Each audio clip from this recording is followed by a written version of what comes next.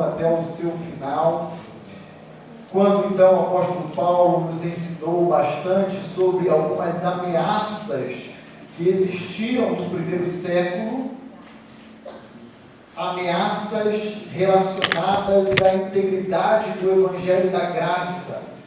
Você deve se recordar que a proposta de alguns falsos líderes que estavam infiltrados dentro das igrejas da região da Galácia era deturpar o Evangelho da Graça, era somar algo que para nós é de graça com esforços pessoais, era somar obras e tornar uma salvação que é fruto da graça de Deus em algo meritório.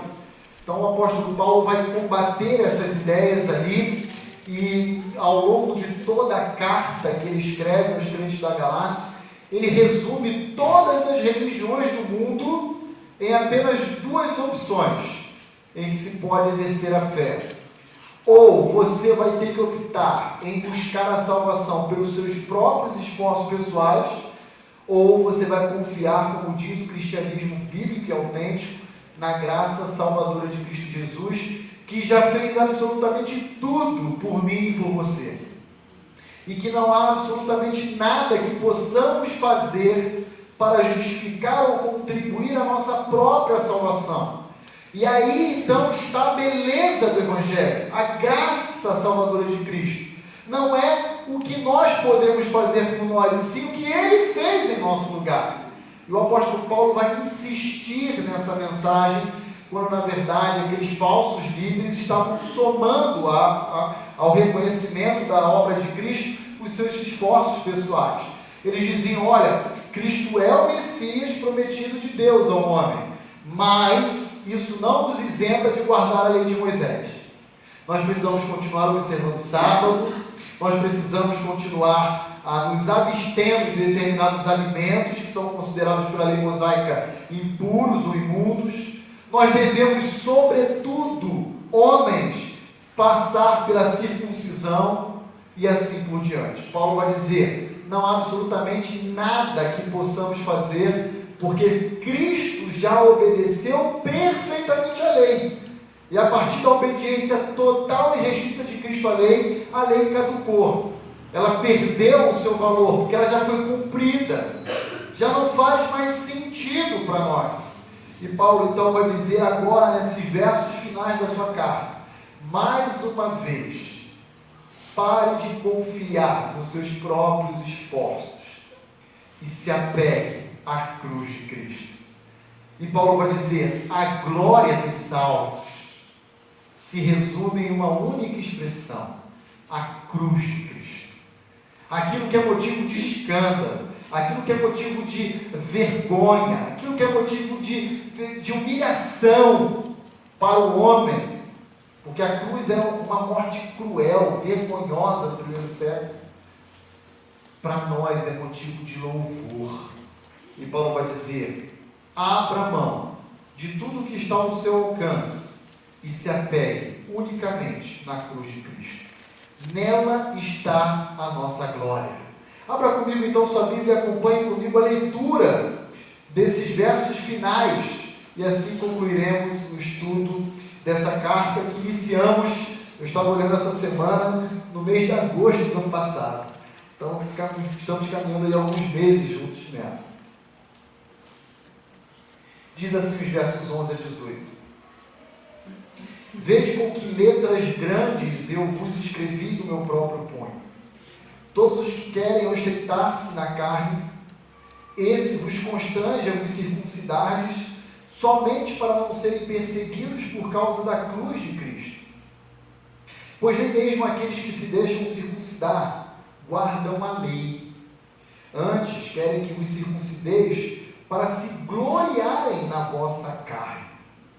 Mas longe esteja de mim gloriar-me, senão na cruz do nosso Salvador Jesus Cristo, pelo qual o mundo está crucificado para mim e eu para o mundo. Pois nem a circuncisão é coisa alguma, nem a incircuncisão, mas o ser nova criatura. E a todos quantos andarem de conformidade com esta regra, paz e misericórdia sejam sobre eles e sobre o Israel de Deus. Quanto ao mais, ninguém me moleste, porque eu trago no corpo as marcas de Jesus. A graça do nosso Senhor Jesus Cristo seja, irmãos, com o vosso espírito. Amém. Vamos orar mais uma vez? Pai, muito obrigado por tudo aquilo que o Senhor já tem operado em nosso meio na noite de hoje. Como é bom estarmos juntos na comunhão dos santos, sendo encorajados, ó Deus, por verdades eternas que o Senhor nos revelou. E o nosso desejo nesse momento é que tudo aquilo que será falado e exposto, o Teu Santo Espírito possa se apropriar e internalizar em nossas mentes e corações, de forma que cada um de nós possamos viver cada dia mais parecido com o Teu Filho amado Jesus Cristo. E assim, ó Deus, nos gloriarmos na cruz de Cristo, que nos oferta salvação, vida eterna, perdão e esperança. Senhor, eu rogo a Deus nesse momento, por mim, mas também por cada um dos Teus servos, cada um daqueles que aqui na noite de hoje se encontram, para ouvir a Tua palavra e Te oferecer o culto. Eu rogo a Ti em nome de Cristo Jesus. Amém. O apóstolo Paulo não poderia encerrar a sua carta sem mais uma vez oferecer um apelo aos crentes da Galácia. Um apelo para uma reflexão a respeito daqueles que estão convivendo no seio da igreja de Cristo Jesus naquela região da Ásia Menor chamada Galácia. Olhe comigo o verso 11 e preste atenção à importância que o apóstolo Paulo dá, mesmo no final da sua carta. Ele diz: vede com que letras grandes eu vos escrevi no meu próprio punho. Paulo aqui chama a nossa atenção no verso 11 com duas expressões: letras grandes e próprio punho. Ele quer dizer para mim e para você, como ele disse aos cristãos do primeiro século, o seguinte: prestem atenção, porque tudo que eu tenho escrito aqui e ensinado nesse documento, nessa epístola, nessa carta, deve nortear a vida e a fé de cada um de vocês. Letras grandes é para enfatizar o que eu tenho a dizer para vocês. E eu escrevo no próprio punho, porque eu não estou delegando essa responsabilidade a absolutamente ninguém, porque eu não quero correr o risco, nem sequer de ser mal compreendido, nem sequer também de deixar de dizer algo que é importante à vida e à fé de vocês. Eu mesmo faço questão de deixar registrado com o meu próprio punho, com a minha própria pena, esse ensino. Isso me lembra uma expressão que minha mãe e meu pai diziam quando eu era criança. E eles diziam algo mais ou menos assim: se você quer que algo seja bem feito, faça você mesmo. Pelo visto, vocês tiveram os mesmos pais que eu, que vocês conhecem essa expressão. Se você quer que algo seja feito com excelência, algo seja feito muito bem, faça você mesmo, não confie a outros. Porque no momento que você delegar essa responsabilidade, pode acontecer de ter falhas. E Paulo vai dizer: eu peguei essa pena com o meu próprio punho e decidi escrever tudo isso que está sendo direcionado a cada um de vocês. Tudo isso que Paulo, nesses versos finais, ele vai resumir agora o seu ensino em dois contrastes. Na verdade, na posição e no entendimento dos falsos cristãos, desmascarando eles, e na postura de um cristão autêntico, verdadeiro, a partir do seu próprio exemplo. Então olha comigo os versos 12 e 13.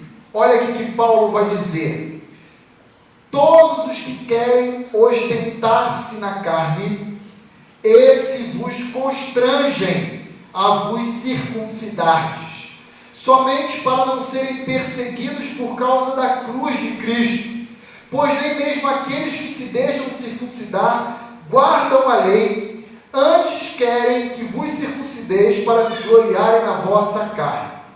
Paulo vai desmascarar os falsos cristãos que estão infiltrados na igreja da Galácia mais uma vez.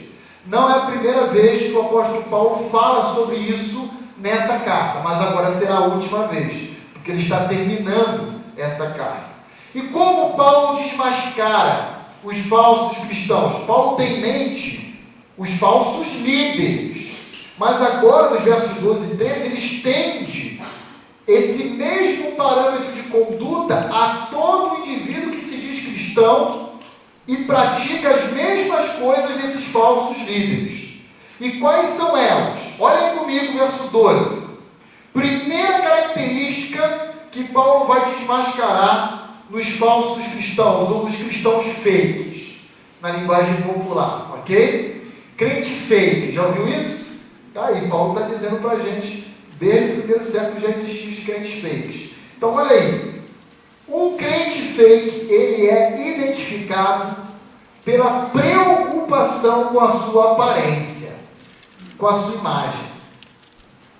Um falso crente, ele está muito mais preocupado com a opinião dos outros, ele está muito mais preocupado em se projetar e se gabar do que em ter a aprovação do próprio Deus.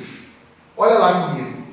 Todos os que querem ostentar-se na carne. Em outras palavras, aqueles que querem causar uma boa impressão, ostentação, vaidade. Olha lá o versículo 13. Ele fala assim: antes querem que vos circuncideis para se gloriarem na vossa carne.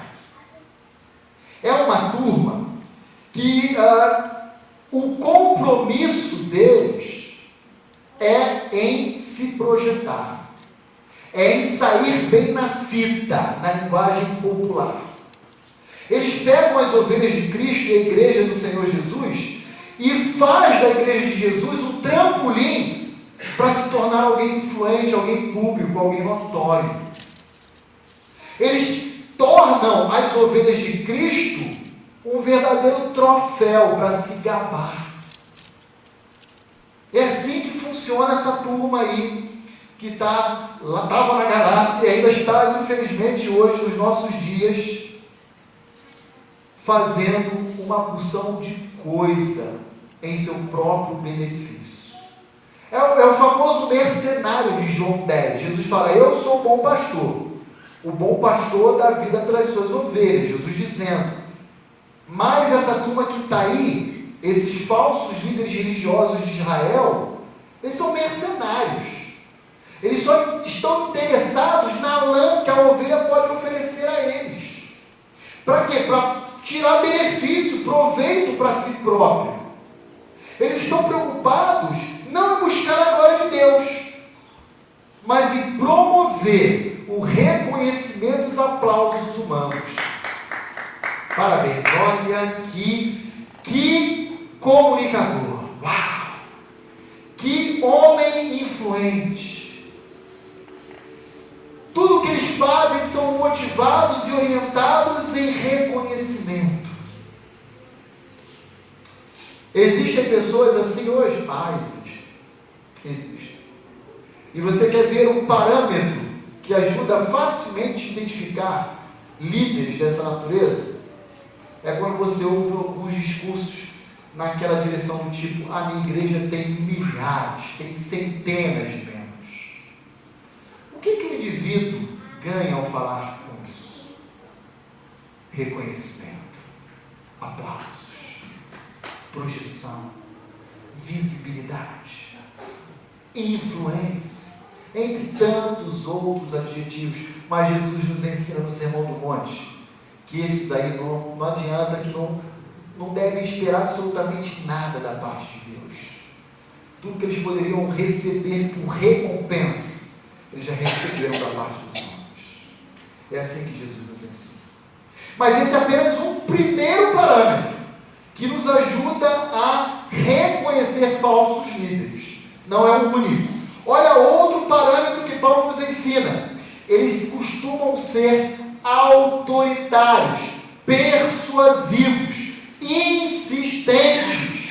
Olha o que ele diz: esses daí, que buscam promover a si próprio e não o reino de Deus, eles constrangem as ovelhas de Cristo a se circuncidarem. Esses indivíduos que se diziam cristãos e eram judeus, saíram da Palestina, foram até a região da Galácia, sabe fazer o quê? Proselitismo. Já ouviu essa expressão? Prosélito era um indivíduo gentio, ou seja, um não judeu, seja qual for a etnia, que se submete à lei de Israel, a lei mosaica. Como que ele começa a fazer parte da lei? Se circuncidando.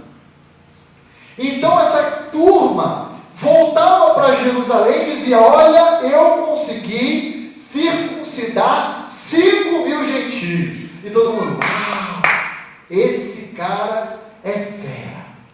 Esse é um bom líder. São proselitistas.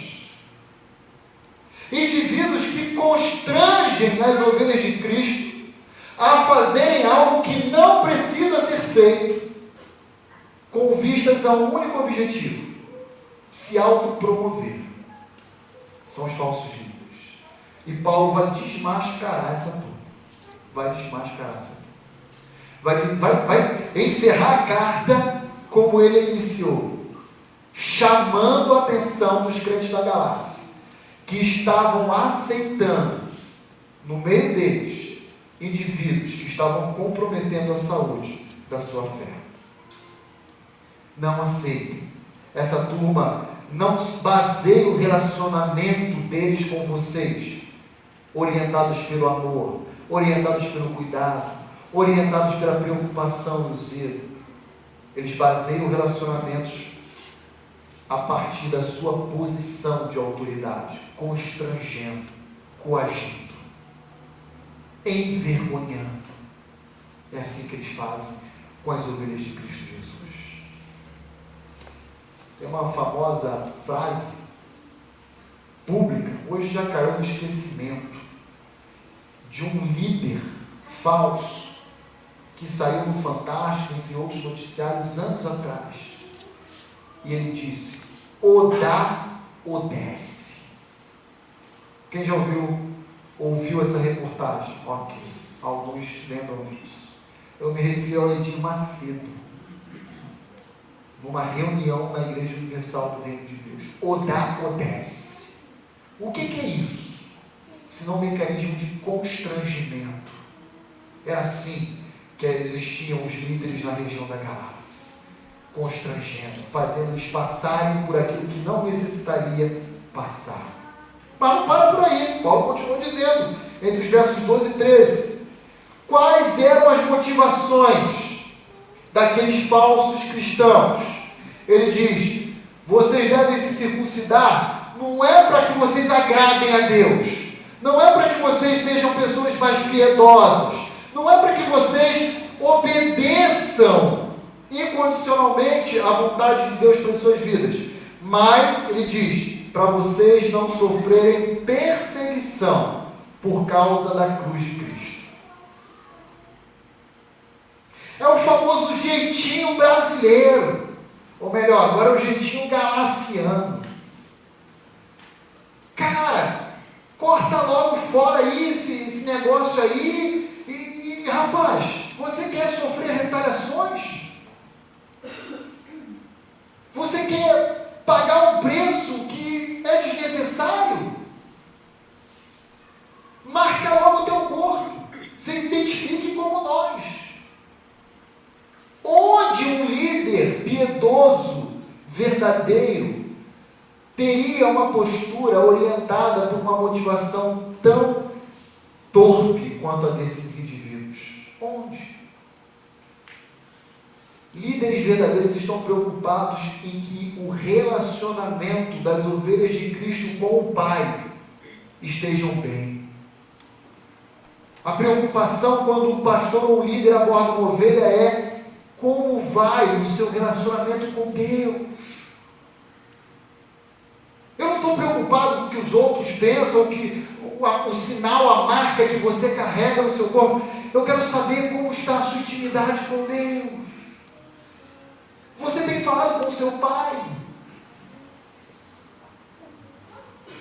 Mas essa turma estava motivada em querer se evadir de pagar o preço que um discípulo de Cristo tem que pagar nessa vida.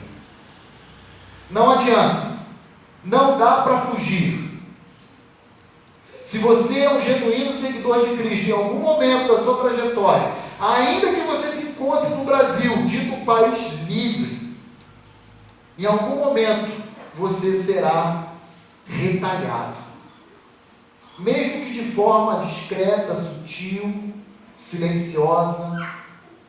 Adolescentes vão ser excluídos do círculo de amizade ou experimentar o famoso bullying na escola.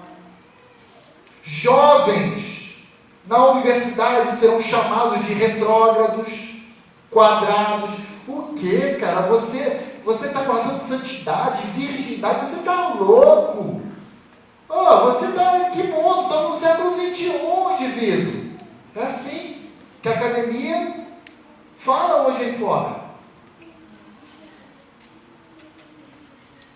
Você que é um profissional, independentemente da área que você atua, você pode se sentir desafiado em algum momento, o teu chefe te obrigar a mentir, a agir com desonestidade. Qual o preço que você está disposto a pagar por ser um discípulo de Cristo? Deixa eu contar uma novidade. Todos nós que somos discípulos teremos que pagar o preço. Lembra das palavras do Senhor Jesus? No mundo tereis aflições. Mas ele para por aí? Ele diz, mas tende bom ânimo. Eu venci. E vocês também vencerão. Amém.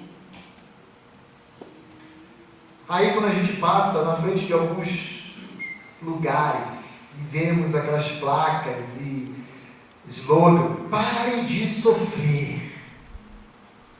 Que declaração mentirosa. Você recebeu a Cristo como Salvador da sua vida? Bem-vindo. Agora começa a luta. É assim. É assim que a gente prega aqui. Se isso te incomoda, lá dentro. Vai ter que procurar outro contexto. É assim. É o Evangelho de Cristo. É o preço que se deve pagar. E não sou eu que estabeleci o preço. É a cruz de Cristo que exige de cada um de nós. Mas para por aí, pastor. Não para, não. Então percebam, além de serem preocupados com a aparência, aliás, está sendo projetado aí, né? Além de serem autoritários, persistentes, insistentes, tiranos, além dessa turma possuir motivações equivocadas, eles, sobretudo, são, sabe o quê? Hipócritas. Conhece aquela famosa expressão, faça o que eu falo, mas não faça o que eu faço? É exatamente isso. Olha lá o que diz o texto. Pois nem mesmo aqueles que se deixam circuncidar guardam a lei. Olha que hipocrisia. Eles dizem fazer parte do povo de Deus porque fizeram a circuncisão. Tiraram a parte da pele lá do prepúcio, do genital masculino. E agora está tudo tranquilo? Não, porque eles continuam quebrando a lei. E diga-se de passagem, ninguém consegue observar a totalidade da lei. São hipócritas por isso. São discursos falsos. O discurso aponta numa direção e a prática no sentido oposto. Temos que ter cuidado, irmãos. temos que ter cuidado, porque esses elementos aqui, eles podem estar presentes na vida de indivíduos que são redimidos verdadeiramente. Quer ver um exemplo? A gente sabe que mentira é errado, porque o pai da mentira quem é? É Satanás. João diz isso pra gente. Mas aí, quando chega uma multa de trânsito, porque eu estou com meus pontos tudo estourando, já na beira dos 20, sabe o que eu faço? Eu olho para minha esposa, olho para o meu filho, olho para o meu vizinho e falo, pô, não dá para transferir um ponto aí para você não? E aí ele fala, por mim tranquilo. Aí você vai lá e bota na carta de transferência de pontos. O condutor da infração era fulaninho. É verdade isso? Hipocrisia. Prega-se que a mentira é um erro, mas vive-se ela rotineiramente. Temos que ter cuidado porque essas verdades, elas são sutis. E se nós não nos policiarmos, nós não nos atentarmos, todos nós, inclusive esse que vos fala, corre o mesmo risco de cometer. Estejamos atentos. Estejamos atentos. E Paulo diz, vou desmascarar, a começar dos falsos livros, todos os judaizantes que aí se encontram.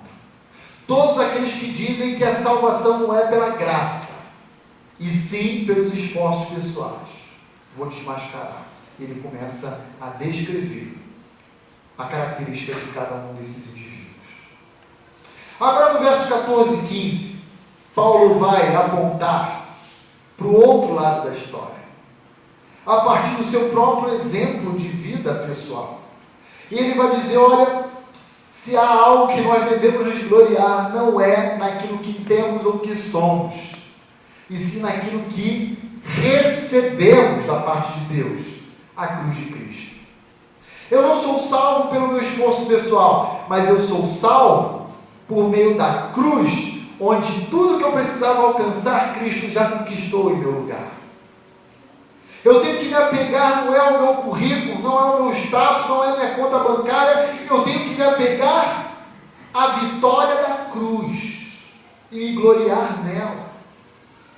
Mas longe esteja de mim gloriar-me, senão na cruz do nosso Senhor Jesus Cristo, pelo qual o mundo está crucificado para mim e eu para o mundo. Pois nem a circuncisão é coisa alguma, nem a incircuncisão. Então o que é algo verdadeiro e importante? O ser nova criatura. Para um cristão verdadeiro, ou nas palavras do apóstolo Paulo, uma nova criatura, não há alegria maior nessa vida do que se apegar à cruz. É isso. E ponto final. Se o seu coração está preso a uma carreira profissional, deixa eu lembrar você, o mundo ainda não morreu para você. Porque gloriar-se na cruz, Paulo diz, implica em estar crucificado para o mundo. Em outras palavras, o Evangelho de Cristo, o Evangelho da graça nos liberta da sujeição aos valores desse mundo. O Evangelho de Cristo nos liberta da influência e da pressão que o mundo exerce sobre nós. Mas se você é uma nova criatura, então o mundo já devia estar sepultado na sua vida. Sabe qual é o problema? O problema é ter muito crente querendo ressuscitar o mundo na sua vida. Gente, isso é muito sério.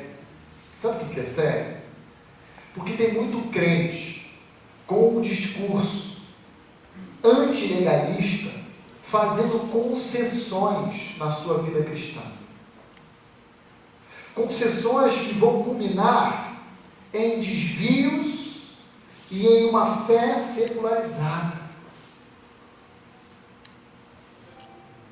E quando você menos esperar, nessa tentativa de dialogar com a cultura, de ser relevante no seu meio, você estará se igualando aos outros. Deixa eu lembrar você do que a Bíblia nos ensina a partir do exemplo de Noé. Cada dia que Noé construía a arca, ele era totalmente irrelevante para a sua cultura. E nem por isso Noé se preocupou em tornar-se relevante a ela.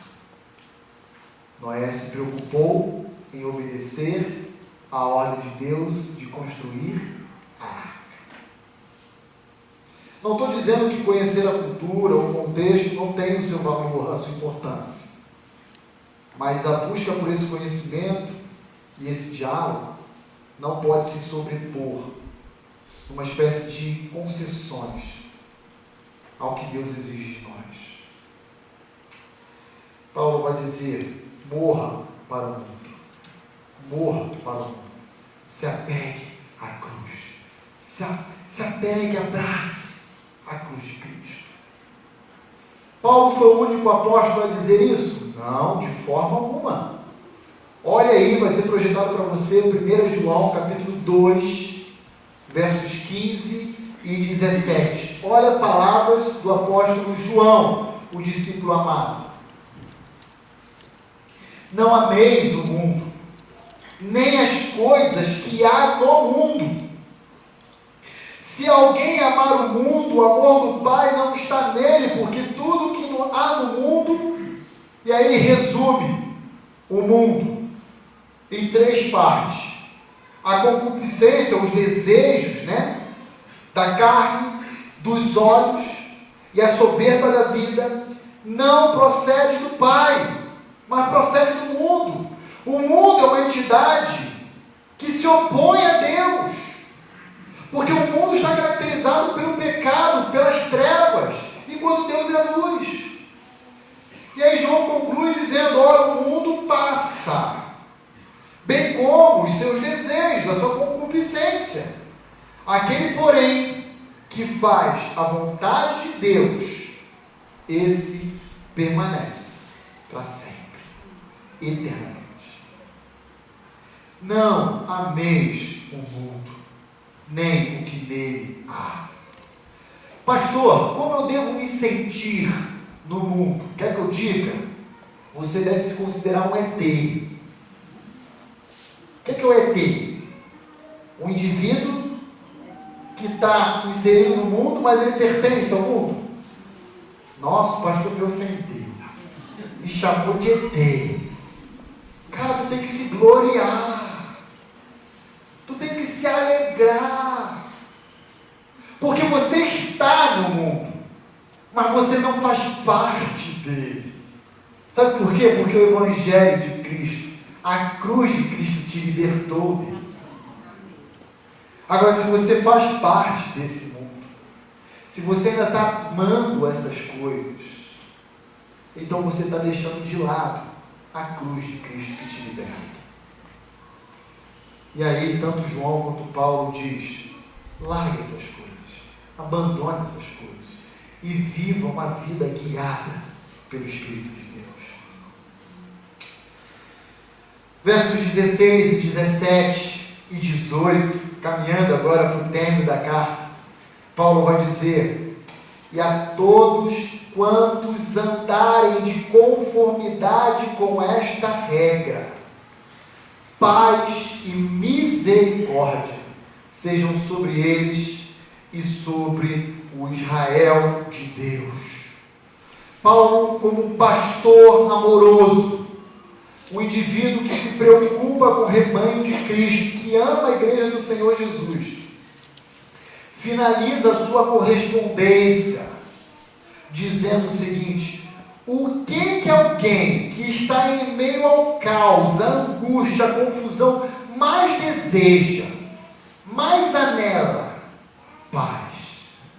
Paulo fala: eu desejo isso a vocês. Eu desejo a vocês que estão vivendo um momento de instabilidade, um momento de luta interna, vozes se opondo dentro da igreja do Senhor Jesus Cristo. Eu ofereço a vocês paz e peço que Deus derrame sobre vocês a misericórdia dele. A quem? Aos verdadeiros filhos de Deus que se encontram na Galácia. Eu rogo a Deus por essas coisas. Sobre quem? Sobre o Israel de Deus, não sobre o Israel étnico, não sobre o Israel sanguíneo, biológico.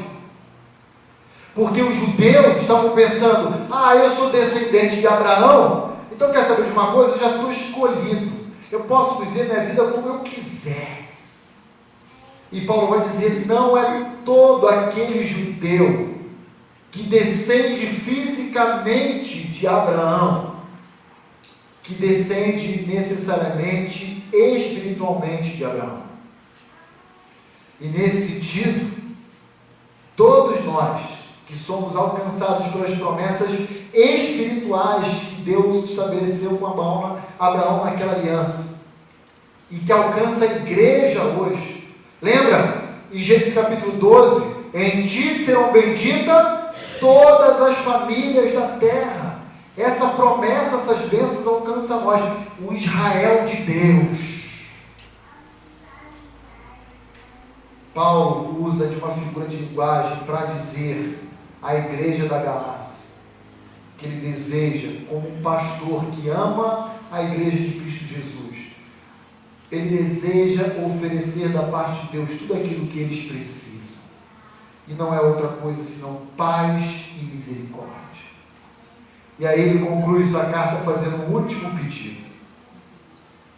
E ele meio que fecha a sua epístola dizendo: só quero, antes de terminar, fazer um último pedido a vocês. Parem de me importunar. Parem de me perturbar. Parem de me atacar. Eu não estou nem aí fisicamente com vocês. Vocês ficam falando mal de mim pelas minhas costas na minha ausência. Olha aqui, Paulo diz no verso 17: quanto ao mais, ninguém me moleste. Em outras palavras, ninguém me importune, ninguém perturbe mais. Eu estou escrevendo essa carta porque eu estou sendo afligido, perturbado pelas falsas doutrinas que estão entre vocês. Parem de me perturbar. A partir de agora vocês têm o conhecimento da verdade.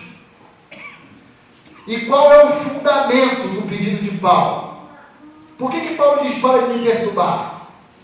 Porque ele tem autoridade para fazer isso. Ele diz: porque eu carrego em mim as marcas de Cristo. Deixa eu falar uma coisa para vocês da Galácia que ainda não entenderam o que é o Evangelho da Graça. Eu não estou nem aí se você carrega uma marca da circuncisão. Eu carrego a marca de Cristo. E quer saber quais são as marcas que Paulo carregou? Olhe comigo aí em 2 Coríntios. Vai ser projetado para você aí, capítulo 11, versos 24 a 27.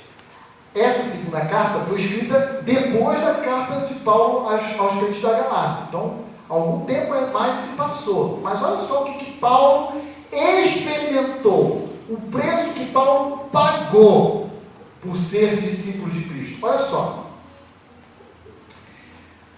5 vezes eu recebi dos judeus uma quarentena de açoites menos um.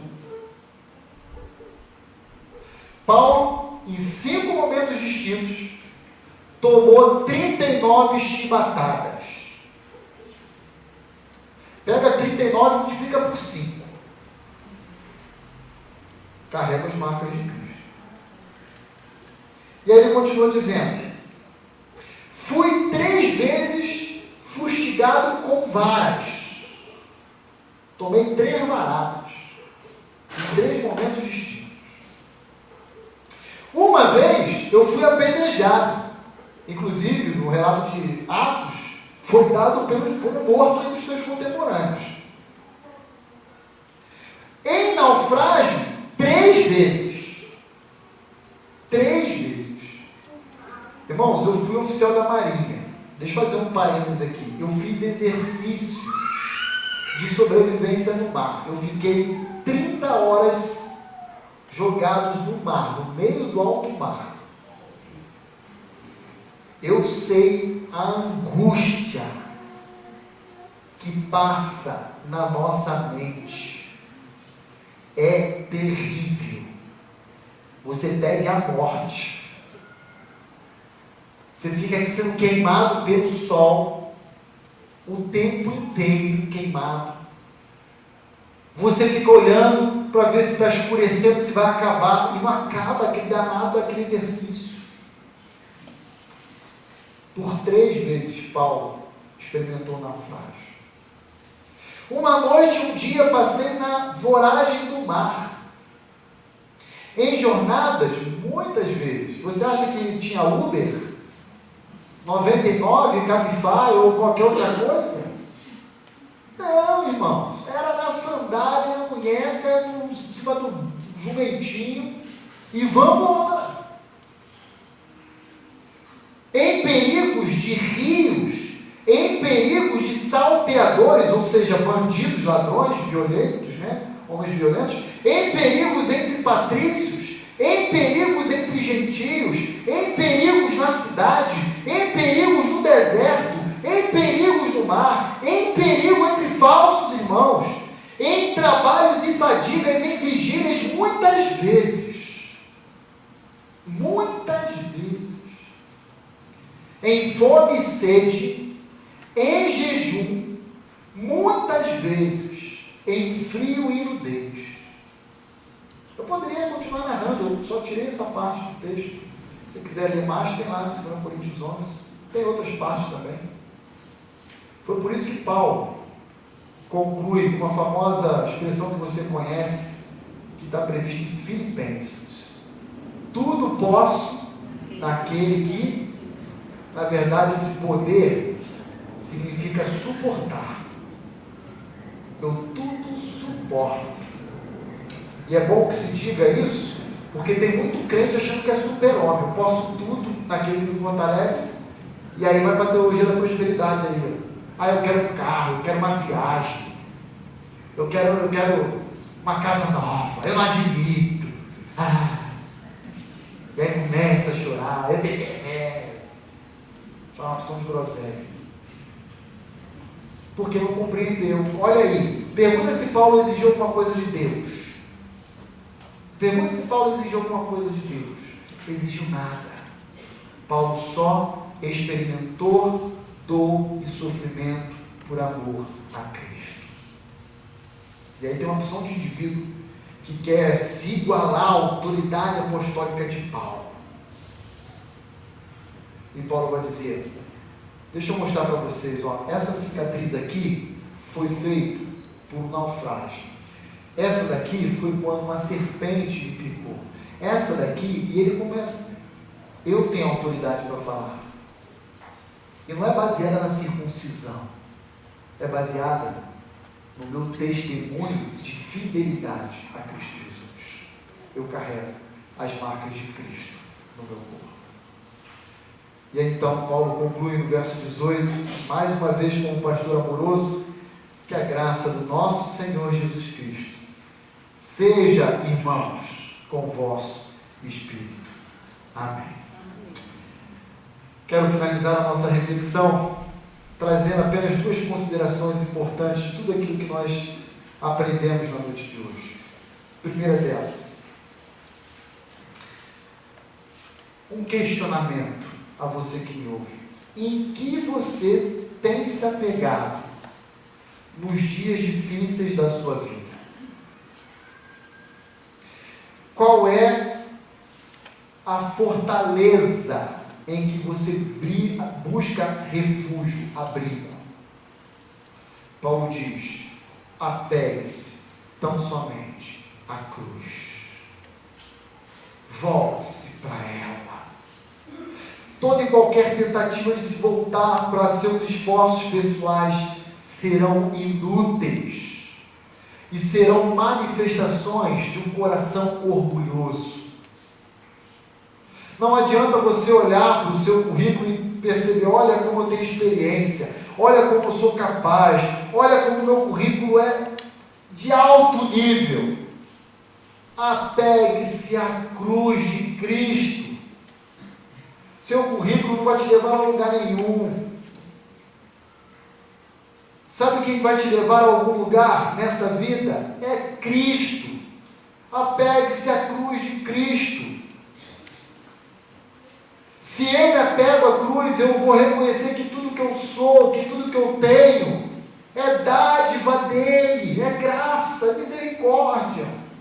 Ah, pastor, mas eu não tenho a minha participação? Tem. Você tem que fazer tudo que está ao seu alcance com excelência e descansar que tudo que você tem, possui e vai ter é fruto da graça e da misericórdia de Deus. Não é mérito teu. Baixa a sua bola. Baixa a sua bola. É dádiva do nosso bondoso Deus. Mas lembre-se, que se apegar à cruz de Cristo implica em quê? Morrer para o mundo. Não dá para você se apegar à cruz e continuar com o pé no mundo, porque a cruz está bem distante. Ou você está lá, ou você está cá.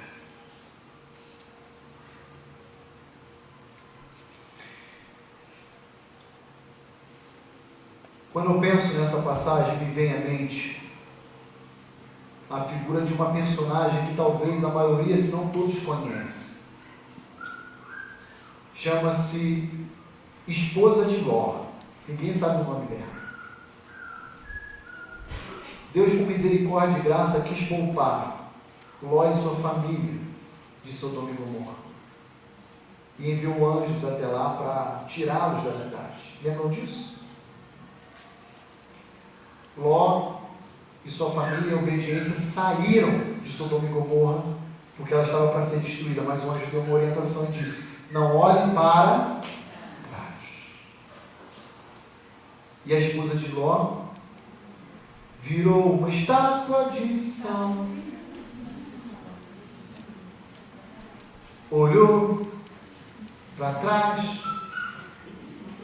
e se deu mal a mulher de Ló. Virou uma estátua de sal. Por quê?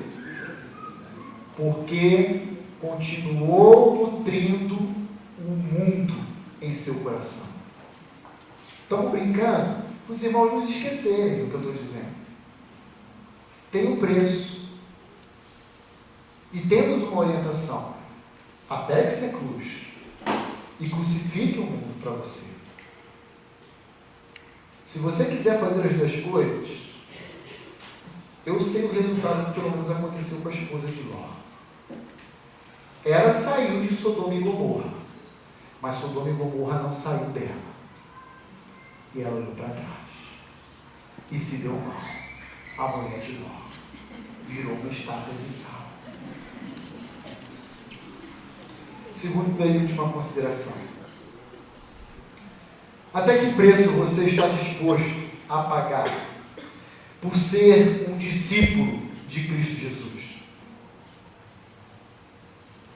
Lembre-se que os falsos cristãos da Galácia fizeram de tudo para não sofrer perseguição em razão da cruz de Cristo.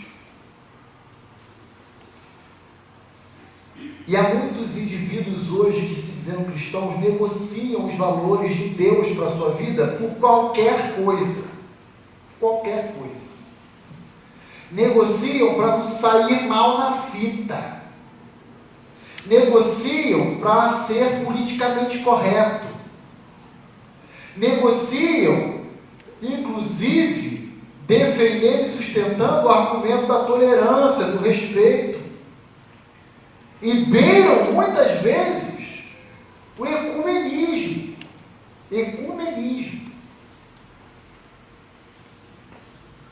Algum tempo atrás eu vi um vídeo no YouTube e eu fiquei apavorado. Apavorado. Um cantor carioca, chamado Kleber Lucas. Tem no YouTube, você pode procurar lá. Não sou eu que estou inventando na minha cabeça, não. Você pode procurar e ver. O camarada era pastor de uma igreja, não sei se ainda está, isso foi anos atrás. Ele levantou, acho que 10 mil reais, pelo que eu lembro da reportagem, alguma coisa assim, para ofertar um terreiro de macumba no Rio de Janeiro. E ele foi lá na inauguração da reforma do terreiro, bateu o tambor lá com a turma. Ele disse o quê? Não, nós temos um único Deus, temos que respeitar a fé alheia.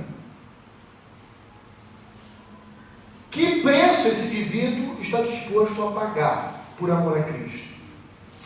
Lembre-se que você pode desfrutar de uma vida relativamente cômoda aqui no Brasil, mas não é a realidade em torno do mundo. Nesse momento que nós estamos reunidos aqui, existe uma igreja perseguida, sendo morta, se reunindo, não num salão amplo e belo como o nosso, mas em cavernas, em porões. Porque se forem identificados, morrem.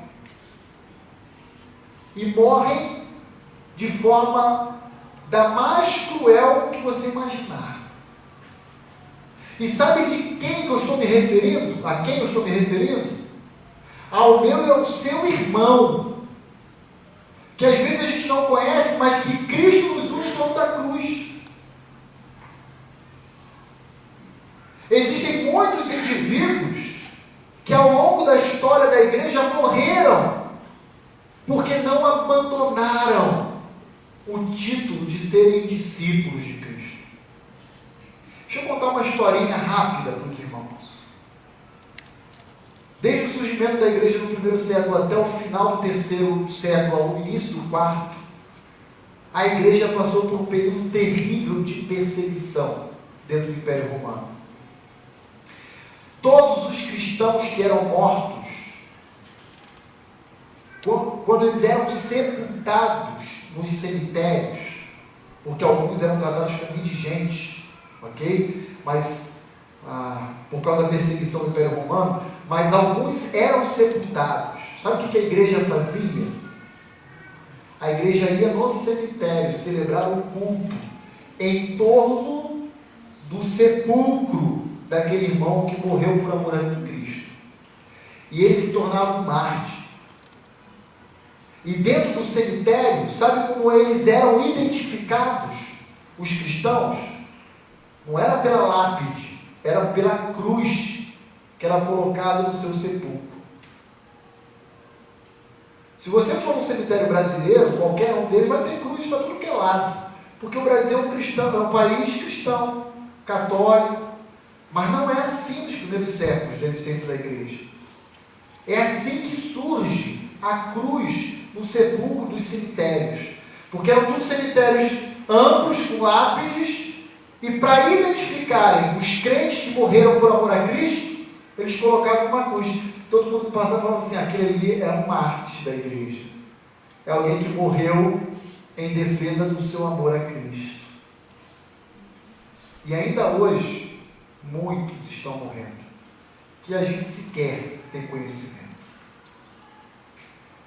Igreja Batista Vida Nova, a vida cristã não é uma vida de entretenimento, é uma vida a ser vivida na dependência total do nosso Salvador, certos de que se em algum momento Ele nos convocar para pagarmos o preço que Ele exige de nós, eu e você temos que estar prontos, para nós não agirmos como esses falsos cristãos que, querendo se evadir da perseguição por causa da cruz de Cristo, eles burlavam. Vamos orar, Senhor.